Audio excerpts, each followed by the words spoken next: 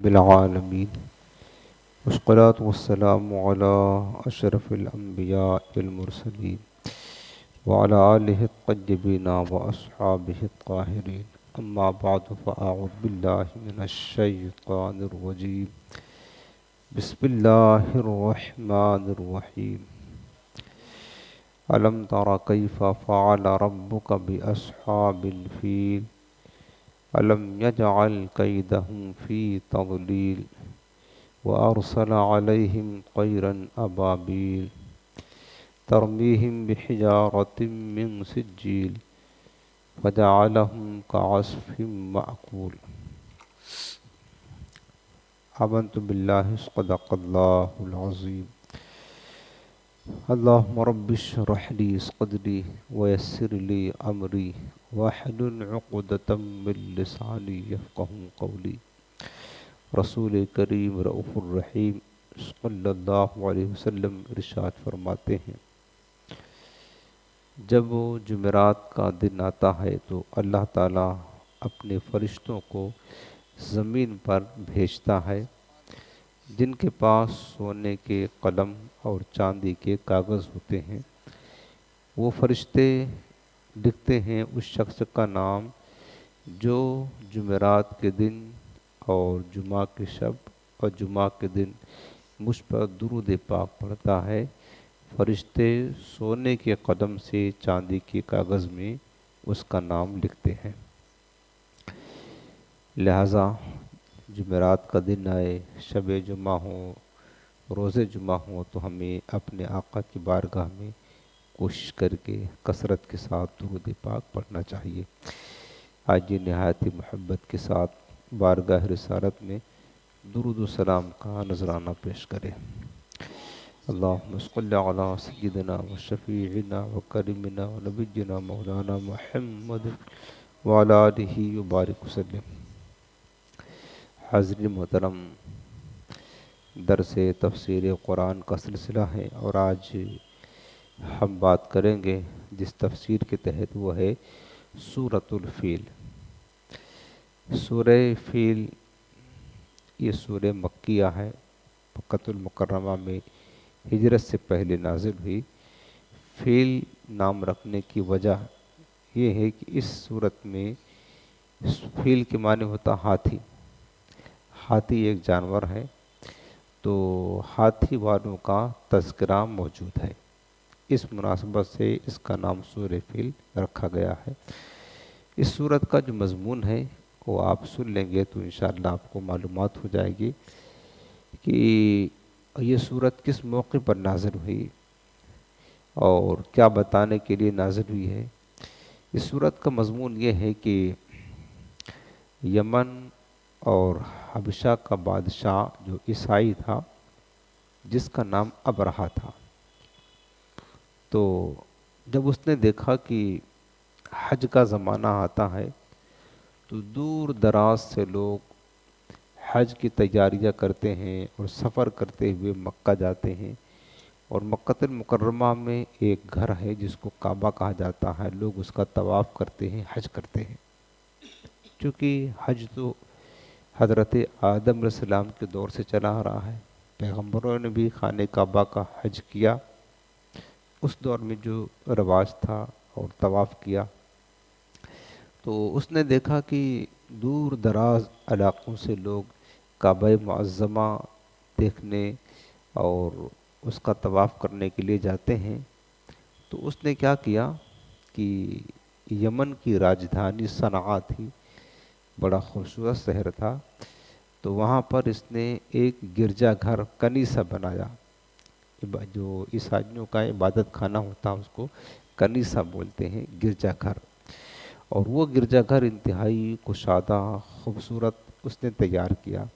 اور اس کا ارادہ کیا تھا کہ ہم یہ خوبصورت گھر بنا دیں گے تو جو لوگ مکہ جاتے ہیں طواف کرنے کے لیے کعبہ کا، وہ مکہ جانے کے بجائے یہاں پر آئیں گے اور ہمارے کنیسہ کا طواف کریں گے. ہم لوگوں کو اس کی طرف موڑیں گے، وہ اس کی زیارت کریں گے اور اس کا مطلب اس کے مکہ کعبہ معظمہ کے مقابلے میں اس نے یہ گھر بنایا عبادت خانہ. اس کا منشا کیا تھا کہ لوگ یہاں آ کر کے طواف کریں گے، زیارت کریں گے۔ تو جب اہل مکہ کو یہ بات پتہ چلی کہ ہمارے کعبہ کے مقابلے میں ابرہہ نے یمن میں ایک کنیسہ بنایا ہے تاکہ لوگوں کو یہاں آنے سے روکے اور اپنے کنیسہ کا طواف کرائے، تو یہ بات اہل مکہ کو ناگوار گزری، کیونکہ ہمیشہ حضرت آدم کے دور سے لے کر کے لوگ دور دراز سے سفر کر کے کعبہ معظمہ کا طواف کرتے رہے، اور کعبہ کے سوا کسی اور کا طواف نہیں کیا جاتا، اور جائز بھی نہیں کسی کا طواف کرنا کعبہ معظمہ کے سوا، نہ کسی گھر کا، نہ کسی مزار کا، نہ کسی روضے کا۔ خود پیارے آقا مدینے والے مصطفیٰ صلی اللہ علیہ وسلم کا جو روضہ نور ہے اس کا بھی طواف کرنا جائز نہیں ہے، طواف صرف کعبہ کا کیا جائے گا۔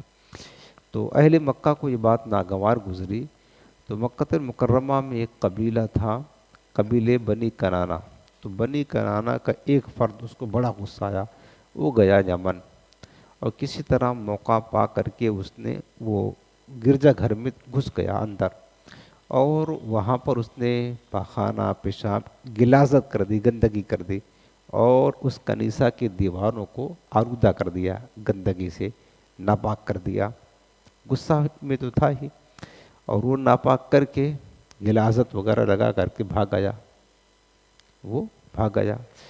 ابرہہ کو جب یہ پتہ چلا کہ یہ ہمارے کنیسہ کی اس طرح عرب نے بے حرمتی کی ہے، مکہ والوں نے، اس کو یہ بات معلوم ہو گئی، تو وہ بڑا غصہ ہوا، اور اس نے قسم کھائی کہ اب ہم کعبہ معظمہ کو ڈھا دیں گے، اس پر حملہ کر کے اس کو گرا دیں گے۔ یہ ارادہ کر کے اپنی فوج کو جمع کیا، اور مکہ المکرمہ کی طرف کعبہ معظمہ ڈھانے کے لیے روانہ ہو گیا، وہ ایک بڑا لشکر لے کر کے، اور اس لشکر میں بہت سارے ہاتھی بھی تھے، اور وہ جو ہاتھی تھے اہل عرب ہاتھیوں سے ناآشنا تھے، وہ ایسے ہاتھی تھے کہ جو ایک فوجی کی طرح لڑتے تھے، سوڑ میں لپیٹ کر کے پھینک دے، پاؤں سے رون دے، اس طرح وہ سپاہیوں کی طرح لڑا کرتے تھے۔ تو بہت سارے ہاتھیوں کو لے کر کے ابرہہ جو ہے نا وہ اپنا لشکر لے کر کے مکہ مکرمہ کی طرف سفر کرتا ہوا آ کر کے مکہ کے قریب ٹھہر گیا۔ وادی محصر ایک جگہ ہے مکہ المکرمہ میں، وہاں پر آ کر کے ٹھہرا اس۔ اب وہ جب ٹھہر گیا تو اہل مکہ کو پتہ چلے کہ ابرہہ بہت بڑا لشکر لے کر کے حملہ کرنے آیا ہے۔ اچھا، اس کا لشکر بہت بڑا تھا، اتنا بڑا لشکر تھا، اور افراد اتنے زیادہ تھے کہ اہل مکہ کو اس سے مقابلہ کرنے کی طاقت نہ تھی۔ اگر مرد عورت مل کر بھی مطلب حملہ کرتے تو ان سے کہیں زیادہ اس کا لشکر تھا، یعنی اس وقت مکہ المکرمہ کی آبادی بہت کم تھی، بہت قلیل لوگ وہاں رہا کرتے تھے، تو انہیں اب طاقت تو نہ تھی حملہ کرنے کی۔ تو ابرہہ کے جو فوجی تھے، ان فوجیوں نے اہل مکہ کے اونٹ وغیرہ جو چراگاہ میں چر رہے تھے اس کو انہوں نے مطلب پکڑ لیا اور اس کو قید کر لیا۔ انہی اونٹوں میں 200 اونٹ حضرت عبد المطلب رضی اللہ تعالیٰ عنہ جو حضور کے دادا ہیں ان کے بھی تھے۔ تو اب حضرت عبد المطلب کو پتہ چلا کہ ابرہہ کے سپاہیوں نے ہمارے اونٹ پکڑ لیا ہے، قید کر لیا ہے، تو حضرت عبد المطلب ابرہہ کے پاس گئے، تو ابرہہ نے دیکھا کہ سردار قریش آئے ہیں، تو آپ کی ہیبت جو ہے نا ابرہہ کے دل میں بیٹھ گئی، اور وہ تعظیم کے لیے کھڑا ہو گیا، انتہائی ادب و تعظیم کے ساتھ پیش آیا، اور اپنے ساتھ ان کو بٹھایا حضرت عبد المطلب کو، اور کہنے لگا کہ اے سردار قریش، آپ یہاں تشریف لائے، آپ کے آنے کا مقصد کیا ہے، کیوں آئے ہیں؟ تو حضرت عبد المطلب نے فرمایا کہ بات اصل یہ ہے کہ تمہارے فوجیوں نے ہمارے 200 اونٹ پکڑ لیا ہے، ہم اس کو چھڑانے کے لیے آئے ہیں، تم اسے آزاد کرو، ہمارے حوالے کرو۔ تو ابرہہ کو بڑا تعجب ہوا، کہنے لگا کہ آپ کو تو ہم بڑا ظہیر اور فطیر، بڑا بادشاہ مطلب سردار سمجھتے تھے، ہم نے سمجھا کہ آپ جو ہے نا ہم آپ کے کعبہ کو ڈھانے کے لیے آئے ہیں، جو آپ کے آبا و اجداد کا مقدس گھر ہے، جس کی وجہ سے آپ کی عزت ہے پوری دنیا میں، اتنا محترم گھر ہے، ہم اس کو گرانے آئے ہیں، اور آپ سردار ہو کر کے اس کے متعلق کوئی بات نہیں کرتے، اور ایک معمولی بات، اونٹوں کی کیا حیثیت ہے اس کے مقابلے میں، اپنے اونٹ کو چھڑانے کے لیے آئے ہیں، ابرہہ کو اس بات پر تعجب ہوا. تو حضرت عبد المطلب نے انتہائی سنجیدگی کے ساتھ جواب دیا کہ ابرہہ دیکھو، میں اونٹوں کا مالک ہوں، تو لہٰذا میں اونٹوں کا مالک ہوں تو اس کی حفاظت میرے ذمہ داری ہے، مجھے اونٹ واپس کرو. اور رہا یہ بات کہ تم جو ہے نا کعبہ معظمہ کو ڈھانے کے لیے آئے ہو، تو کعبہ کا بھی ایک مالک ہے، ایک رب ہے، وہ خود اپنے گھر کی حفاظت کرے گا. حضرت عبد المطلب نے فرمایا کہ وہ خود اپنے گھر کی حفاظت کرے گا، ہم اونٹوں کے مالک ہیں، لہٰذا ہمارا اونٹ واپس کر دو. یہ بات کہہ کے واپس ہونے لگے تو ابرہہ نے آپ کے اونٹ کو واپس کر دیا، وہ لے کر کے آ گئے اور اہل مکہ سے کہا کہ ایسا کرو کہ ابرہہ تو حملہ کرنے آیا ہے، تم سب کے سب اپنے گھروں کو چھوڑ کر کے پہاڑوں میں پناہ گزی ہو جاؤ، تاکہ ابرہہ کی لشکری وہ تمہیں کوئی نقصان نہ پہنچائے. ان کا مقصد ہے صرف کعبہ معظمہ کو گرانا، باقی وہ جنگ کرنے نہیں آئے تھے. اب ظاہر سی بات ہے جو ان کے سامنے کھڑا ہوگا اس کا مقابلہ تو کریں گے، اتنی بڑی فوج لے کر کے آئے. تو حضرت عبد المطلب نے فرمایا کہ تم سب کے سب پہاڑوں میں اپنے مویشیوں کو اور اپنے بچوں کو عورتوں کو لے کر کے وہاں چلے جاؤ. اور پھر حضرت عبد المطلب خانہ کعبہ آئے، خانہ کعبہ کے دروازے کو پکڑ کر اللہ کی بارگاہ میں گریہ وزاری کرنے لگے اور رونے لگے کہ مولا، ہر بندہ، ہر شخص اپنے گھر کی حفاظت کرتا ہے، اس کعبہ معظمہ کا مالک تو ہے، یہ تیرا گھر ہے. پروردگار، ہماری مجبوریاں ہیں، ہماری عاجزی، ہماری معذرت قبول فرما، ہم تیرے گھر کی حفاظت کرنے سے عاجز ہیں، یا اللہ تو خود ہی اس کی حفاظت فرما اور ہمیں معاف کر دے. حضرت عبد المطلب نے رو رو کر اللہ کی بارگاہ میں التجا کی، دعائیں کی.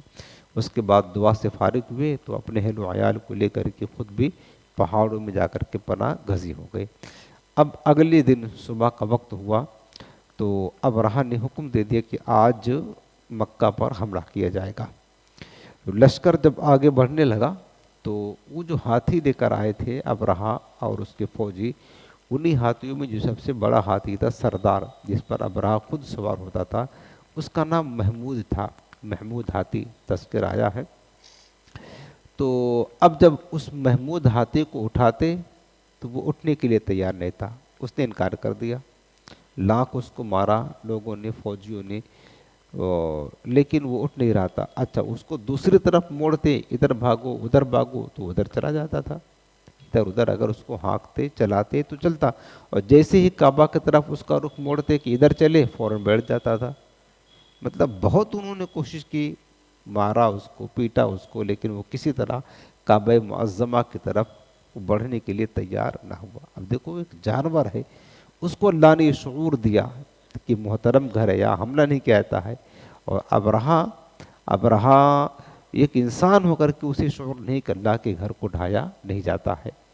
اب ہاتھی چل نہیں رہا ہے، لشکر تیار ہے، بادشاہ تیار ہے. ابھی یہ پیریڈ ہاتھیوں کو اٹھا رہے تھے کہ اللہ رب العالمین نے ان کو سزا کیا دی. جدہ کی طرف سے چھوٹے چھوٹے پرندے جن کو ابابیل کہا جاتا ہے، جھنڈ کے جھنڈ ایک اپنی چونچ میں اور دو کنکری دونوں پنجے میں دبا کر کے وہاں سے نکلے. ایک فوج آئی پرندوں کی، چھوٹے چھوٹے پرندوں کی فوج آئی جن کے پاس تین تین کنکریاں تھی. وہ کنکری مسور کی دال سے تھوڑا بڑی اور چنے سے تھوڑا چھوٹی تھی، اور اس پر ہر اس شخص کا نام لکھا ہوا تھا جس سے وہ کنکری لگنا تھا. بلکہ مفسرین نے یہ فرمایا ہے کہ وہ کنکری اتنی سخت تھی، اس کو جہنم کی بھٹی میں پکایا گیا تھا.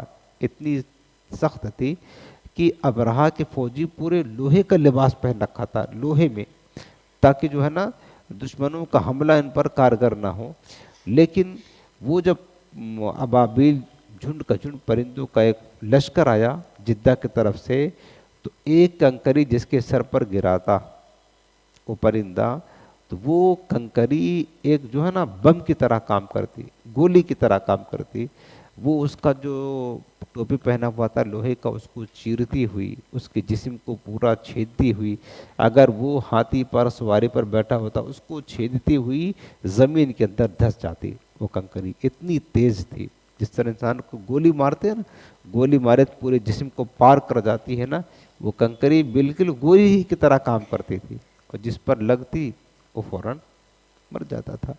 اس طرح کنکریوں ابابیل پرندوں نے کیا کیا، اس لشکر پر حملہ کر دیا۔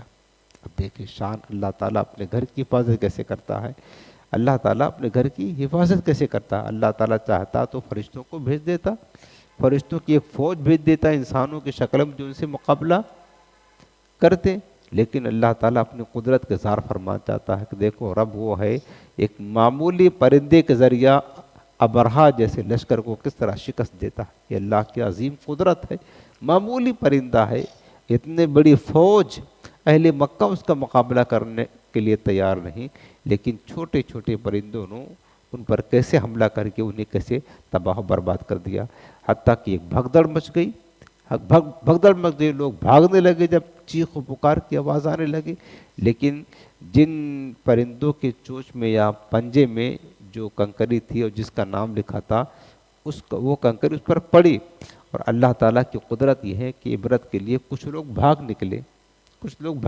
کنکری ان کو پڑی لیکن ان کو موت نہیں ہے، اللہ کو انہیں باقی رکھنا تھا۔ اب جو بھاگ نکل کر کے یمن پہنچے نا، تو جس بستی سے گزرتے تو وہ کنکری جو ان کے جسم میں لگی تھی انتہائی سخت ترین بدبو آتی تھی، اس میں سے ان کا زخم اتنا خطرناک ہو چکا تھا، بدبو آتی، جس کے پاس سے گزرتے وہ کہتے یار تمہیں کیا ہو گیا، کون سی بیماری لگ گئی، کتنی بدبو آ رہی ہے، کہا ہمیں اللہ کے عذاب کی بیماری لگی اور کوئی بیماری نہیں۔ اسی طرح اللہ تعالیٰ نے یہ مطلب عبرت کے لیے کچھ لوگوں کو باقی رکھا، وہ سڑ کر کے تڑپ کر کے وہ بعد میں مرے، تاکہ لوگ دیکھ لیں کہ جو اللہ کے گھر کی مطلب بے حرمتی کرتا ہے، اس پر حملہ کرنے کی کوشش کرتا تھا، اللہ تعالیٰ کس طرح اسے سزا سکھاتا ہے۔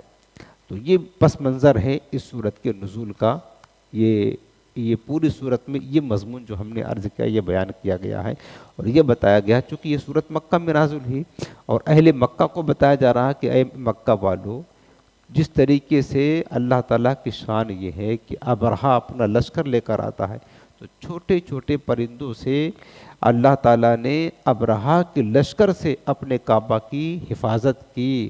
تو یاد رکھنا یہ تو کعبے کے کعبہ ہیں جن کی تم توہین کرتے ہو، جن کی تم دشمنی کرتے ہو، یہ تو میرے حبیب ہیں۔ یقیناً میں اس بات پر قادر ہوں کہ لاکھوں ابرہا ہوں میرے محبوب کے مقابلے میں، پھر بھی میں اپنے حبیب کی حفاظت کروں گا، تم کچھ نہیں بگاڑ سکتے ہو۔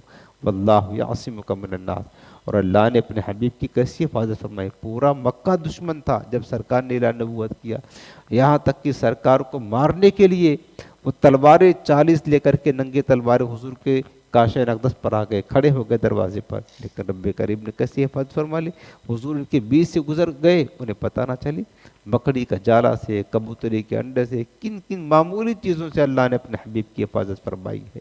یہ بتایا جاتا ہے کہ بغاوت نہ کرو، کعبہ کی توہین کرنے والوں کا عبرتناک انجام ہوا، پھر تم تو کعبہ معظمہ کا جو کعبہ ہے، جان کعبہ ہے، ایمان کعبہ ہے، مصطفیٰ میرے حبیب ہیں، ان کی توہین کرو گے تو پھر تمہارا انجام کیا ہوگا، یہ سوچ لو۔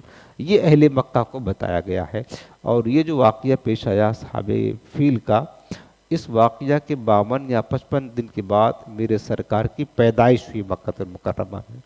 سرکار کی پیدائش انتہائی قریب، یعنی 2 مہینے سے پہلے ہی حضور صلی اللہ علیہ وسلم کی پیدائش ہوئی، اور یہ واقعہ جو ہے نا مکہ والوں کے لیے تر و تازہ تھا، جانتے تھے، تو یہ عبرت، یہ انہیں سمجھایا گیا ہے، نصیحت کی گئی ہے کہ تم میرے محبوب کی توہین اور بے حرمتی ہرگز نہ کرنا۔ تو یہ پس منظر ہے جو آپ نے سنا اور ہم نے بتایا۔ اب ہم اس کا ترجمہ سنتے ہیں، ذرا اس کا دھیان سے ترجمہ سنیں تاکہ اس کا مفہوم آپ کو واضح ہو جائے۔ بسم اللہ الرحمن الرحیم، اللہ کے نام سے شروع جو نہایت مہربان رحم فرمانے والا۔ الم تری کیف فعل ربک باصحاب الفیل، الم تری، اے محبوب کیا تم نے نہ دیکھا، یہ اللہ نے علم تعالیٰ مانے کیا تم نے نہ دیکھا، مطلب ایک میرے حبیب تم نے دیکھا اپنی نگاہ نبوت سے، حضور تو بعد میں تشریف لائے۔ یہ جو واقعہ ہو رہا تھا اصحاب فیل کا، اس وقت تو سرکار پیدا نہ ہوئے تھے، اس کے 52 یا 55 دن کے بعد سرکار تشریف لے، لیکن اللہ نے کیا فرمایا، علم تری، میرے حبیب کیا تم نے نہ دیکھا، کیف فعل ربک باصحاب الفیل، اللہ نے یعنی تمہارے رب نے ہاتھی والوں کے ساتھ کیا کیا، انہیں کیسی عبرتناک سزا دی۔ تو یہ جو بات فرمائی جا رہی ہے کلم ترا، کیا تم نے نہ دیکھا، اس کا مطلب ہوتا میرے حبیب تم نے اپنی نگاہ نبوت سے دیکھا، اور حضور علیہ السلام کی شان یہ ہے کہ میرے آقا اپنی نگاہ نور سے، نگاہ نبوت سے ہر دور کا مشاہدہ کرتے رہے، اسی لیے قیامت کے دن سب کی گواہی بھی دیں گے، وَجِئْنَا بِكَ عَلَىٰ هَٰؤُلَاءِ شَهِيدًا۔ تو یہ معنی ہوا کہ اے میرے حبیب کیا تم نے نہ دیکھا کہ تمہارے رب نے ان ہاتھی والوں کا کیا حال کیا، أَلَمْ يَجْعَلْ كَيْدَهُمْ فِي تَضْلِيلٍ، کیا ان کا داؤں تباہی میں نہ ڈال دیا، یعنی انہوں نے جو منصوبہ بنایا تھا کعبہ معظمہ کو اٹھانے کا، ایک سازش کی تھی، اللہ فرماتا ہے کہ اللہ نے ان کے داؤں کو، ان کے منصوبے کو کیا کیا، تباہ و برباد کر دیا۔ أَلَمْ يَجْعَلْ كَيْدَهُمْ فِي تَضْلِيلٍ، کیا ان کا منصوبہ یا ان کا داؤں تباہی میں ڈال نہ دیا، وَأَرْسَلَ عَلَيْهِمْ طَيْرًا أَبَابِيلَ، اور ان پر جھنڈ کے جھنڈ پرندوں کو بھیجا، جو جدہ کی طرف سے آئے تھے کنکریاں لے کر کے، ان پر اصحاب فیل پر جھنڈ کے جھنڈ پرندے آئے، ترمیہم بحجارۃ من سجیل، کہ انہیں کنکر کے پتھروں سے مارتے تھے، وہ پرندے ان پر پتھر برسانے لگے، فجعلہم کعصف مأکول، تو انہیں کر ڈالا جیسے کھائی ہوئی کھیتی، بھوسے کی طرح کر ڈالا، جیسے ایک مطلب وہ جانور کیا کرتے ہیں جب مطلب چارہ وغیرہ کھا لیتے ہیں، اس کے بعد جو گوبر نکالتے ہیں تو گوبر پڑا رہتا ہے بالکل، اسی طریقے سے ان کا حال ہوا، جب ان پر پتھر برسایا گیا تو گویا کہ ان کی لاشیں ایسی پڑی تھی، ایسی جیسے کہ کھایا ہوا بھوسا پڑا ہوا ہے، گوبر جیسے پڑے ہوئے ہیں نا، بے وقات بے قدر، ایسی ان کی لاشیں پڑی ہوئی تھی۔ یہ عبرتناک انجام ان لوگوں کا ہوا جو کعبہ معظمہ کی توہین کرنے کے لیے اور کعبہ کو ڈھانے کے لیے آئے تھے۔ اب بتاؤ ان کا انجام کتنا خطرناک ہوگا، جو کعبہ کے بھی کعبہ، جان ایماں، روح ایماں، نور ایماں، مصطفیٰ کی توہین کرے یا حضور کو قتل کرنے کی سازش کرے، سرکار کو کی بیعت بھی کرے، تو ان کا انجام اس سے بھی زیادہ خطرناک ہوگا۔ یہ صورت نازل کر کے اہل مکہ کو بتایا جا رہا ہے کہ خبردار، یہ تو جانے کعبہ، انہی کے صدقے ہم نے کعبہ بنایا، تم ان کی بھی حرمتی مت کرنا۔ اور پھر یہ حکم ساری امت کے لیے ہے، اور یہ نصیحت ساری امت کے لیے ہے، تمام بندوں کے لیے ہے، کہ اب کعبہ معظمہ کی حرمت کی خاطر اللہ نے اتنے بڑے لشکر کو تباہ کر دیا، تو جان ایماں، روح ایماں، مصطفیٰ کی ذات اقدس، ان کی شان کتنی اعلیٰ ہوگی۔ یہ ہے سورہ فیل کی تفسیر۔ اگلی صورت اس کو بھی عرض کر دیتا ہوں، اس سے پہلے یہ صورت ہے سورہ ہمزہ۔ سورہ ہمزہ یہ بھی مکی صورت ہے، مکہ المکرمہ میں نازل ہوئی، اور سورہ ہمزہ کے معنی ہوتا ہے کہ منہ پر عیب لگانے والا، منہ پر عیب لگانے والے کو ہمزہ کہتے ہیں۔ یہ صورت مکی ہے، ترتیب نزول کے اعتبار سے اس کا نمبر 32 ہے، یعنی ابتداء اسلام میں صورت نازل ہوئی، اور ترتیب مصحف کے اعتبار سے جو قرآن میں ترتیب ہے اس کا نمبر ہے 104 نمبر پر ہے۔ بسم اللہ الرحمن الرحیم۔ ویل لکل ہمزۃ لمزہ، تو ہمزہ کا معنی ہوتا ہے کہ منہ پر، جو لوگوں کے منہ پر عیب نکالے، اور لمزہ کا معنی ہوتا ہے جو پیٹھ پیچھے لوگوں کی برائی کرے، غیبت کرنے والا، یعنی ہمزہ معنی تانا دینے والا جو منہ پر دیا جاتا ہے، اور لمزہ معنی ہوتا ہے پیٹھ پیچھے برائی بیان کرنے والا۔ تو اس صورت کے جو مضامین ہے نا، اس صورت میں یہ بتایا گیا ہے کہ جو شخص لوگوں کو تانے دیتا ہے، ان کے عیوب تلاش کرتا ہے، مسلمانوں کی غیبت کرتا ہے، آخرت میں ان کے لیے سخت ترین عذاب ہے، اس صورت میں اللہ نے بتایا، یہ بات بتائی ہے۔ اور پھر ان لوگوں کی مذمت بیان کی گئی ہے اس صورت میں کہ جو لوگ مال جمع کرتے ہیں اور مال کے حق ادا نہیں کرتے ہیں، مال کو گن گن کر رکھتے ہیں، مال کی محبت میں اللہ کی یاد سے غافل ہو جاتے ہیں، تو پھر جو ہے نا انہیں بھی سخت ترین عذاب دیا جائے گا۔ اس صورت میں خاص کر یہ بات بتائی گئی ہے، اور پھر آخر میں جو ہے نا جہنم کی جو سختیاں ہیں نا اس کا تذکرہ کیا گیا ہے، اس صورت کا یہ مضمون ہے۔ اب سنیں اس کا ترجمہ، ویل لکل ہمزۃ لمزہ۔ ویل کے معنی ہوتا خرابی ہے، بربادی ہے، ہلاکت ہے، اور ویل علماء نے لکھا ہے کہ جہنم کی ایک سخت ترین وادی کا نام ہے جس سے جہنم بھی پناہ مانگتا ہے۔ تو اب اس کا معنی ہوگا کہ خرابی ہے یا جہنم کی وادی ویل ہے اس شخص کے لیے جو لوگوں کے منہ پر عیب نکالے، لمزہ، اور پیٹھ پیچھے لوگوں کی برائی بیان کرے۔ اس کے لیے اللہ نے فرمایا کہ ہلاکت ہے، خرابی ہے۔ در حقیقت کچھ اہل مکہ کی شرپسند لوگ ایسے تھے، جیسے کہ اخرس بن شریک ہے، ولید بن مغیرہ ہے، امیہ بن خلف ہے، یہ کفار مکہ جو حضور سید عالم صلی اللہ علیہ وسلم کی توہین کرتے، پیٹھ پیچھے برائی کرتے، حضور کے صحابہ پر اعتراض کرتے، ان کی برائی کرتے، تو ان کی مذمت میں یہ صورت نازل ہوئی ہے۔ کفار قریش حضور کی توہین کرتے، برائی کرتے نا، تو ان کی مذمت میں یہ صورت نازل ہوئی ہے کہ تمہارے لیے خرابی ہے، تم اللہ کے نبی کی شان میں توہین کرتے ہو، ان پہ میں عیب لگاتے ہو۔ یہ ایک خاص موقع پر نازل ہوئی ہے، لیکن اس صورت کا حکم عام ہے کہ قیامت تک جو بھی کسی مسلمان کی توہین کرے اس طرح، اور پیٹھ پوچھے، عیب کرے، برائی نکالے، منہ پر تانا زنی کرے یا اس کی غیبت کرے، تو اس کے لیے بھی یہ سزا مطلب ہو سکتی ہے۔ تو ویل لکل ہمزۃ لمزہ، خرابی ہے اس کے لیے جو لوگوں کے منہ پر عیب کرے، پیٹھ پیچھے برائی کرے۔ الذی جمع مالا وعددا، جس نے مال جمع کیا، وعددہ، اور مال کو گن گن کر رکھا۔ اس آیت کریمہ میں جو مال جمع کرتے ہیں نا، مال کو جمع کرنے کی مذمت بیان کی گئی ہے۔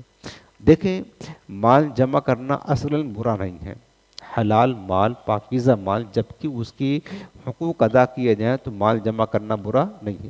مال جمع کرنا کب برا ہے؟ علماء نے لکھا ہے، ایک صورت تو یہ ہے کہ بندہ مال جمع کرے تو اس میں حلال و حرام کی تمیز کیے بغیر حرام مال جمع کر رہا ہے، سود بیاج کا مال جمع کر رہا ہے، ناجائز ذرائع سے جو مال کمائے وہ جمع کر رہا ہے۔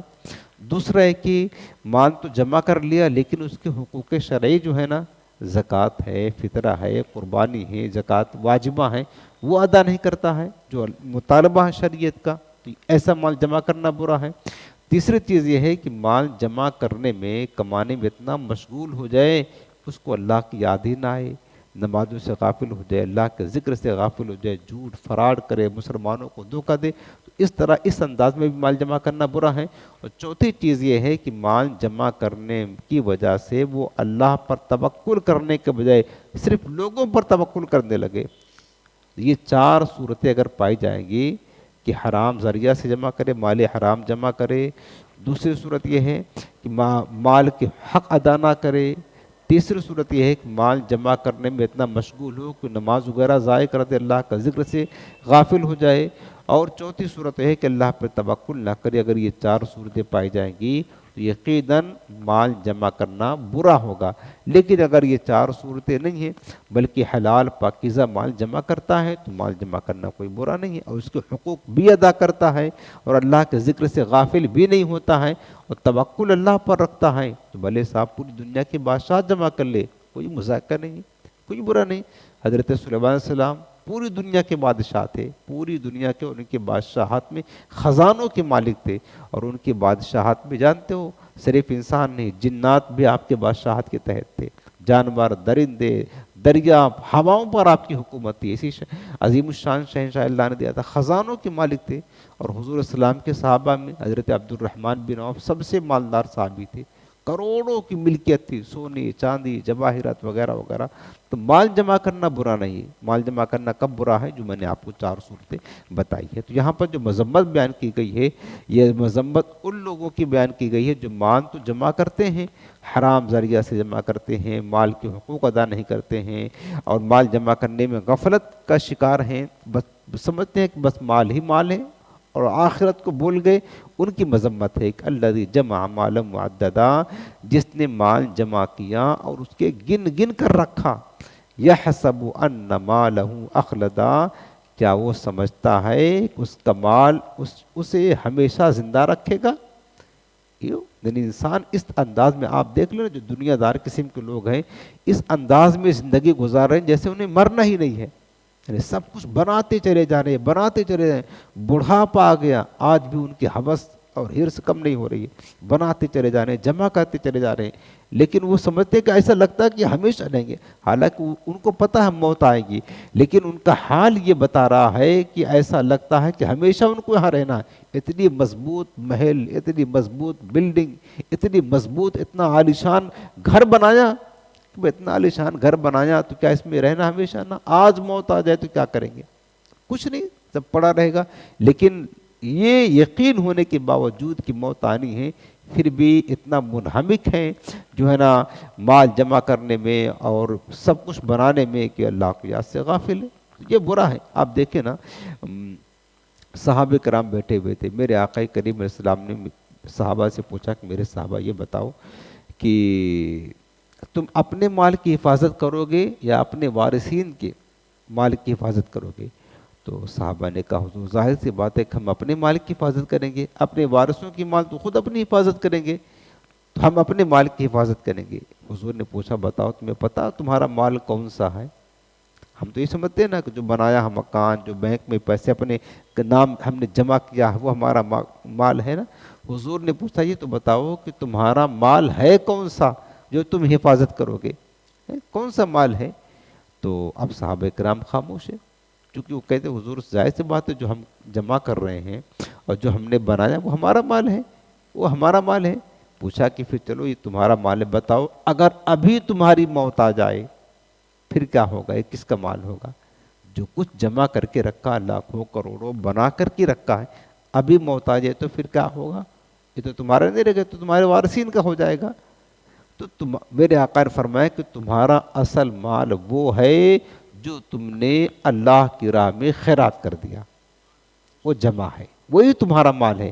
باقی جو تم جمع کر کے رکھے ہو نا، ابھی موت آ جائے یہ تمہارا ہی نہیں ہے، یہ تو تمہارے وارثوں کا ہے. اور ان کا کیا ٹھکانہ؟